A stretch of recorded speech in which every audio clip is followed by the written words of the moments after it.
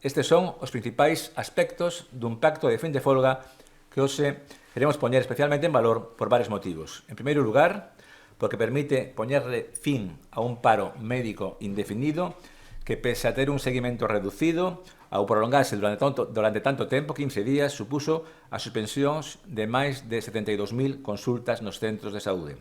En segundo lugar, porque logramos sumar a mellora e a reforma de atención primaria xa a 6 forzas sindicais galegas. Hoxe temos unha xuntanza do Comité de Folga coa CIGA e convidamos tamén a este sindicato, o único en este momento está fora de acordo, a adherirse tamén polo ben dos pacientes e dos profesionais da sanidade pública. E, en terceiro lugar, porque queda demostrado que cando hai vontade real de diálogo ou negociación, o acordo é posible.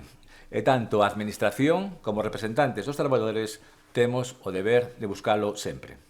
Así estamos a facer na Consellería de Sanidade para mellorar a atención primaria co acordo xa con 6 sindicatos. Este mesmo venres celébrase unha mesa sectorial de sanidade na que continuaremos a afondar nas melloras laborais e organizativas de forma dialogada cos representantes dos traballadores.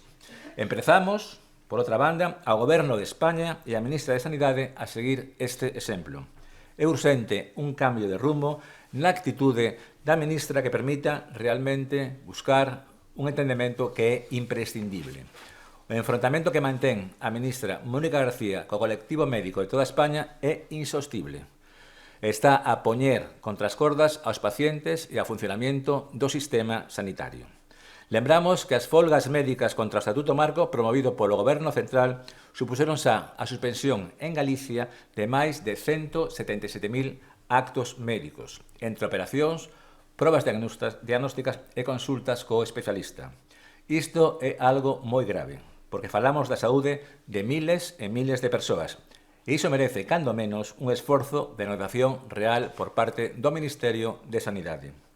Así, eu trasladarei persoalmente a ministra este mesmo venres do Consello Interterritorial do Sistema Nacional de Saúde, no que, por petición unánime, insisto, unánime, de todas as comunidades autónomas, se abordará o impacto das folgas contra o Estatuto Marco nos sistemas sanitarios públicos.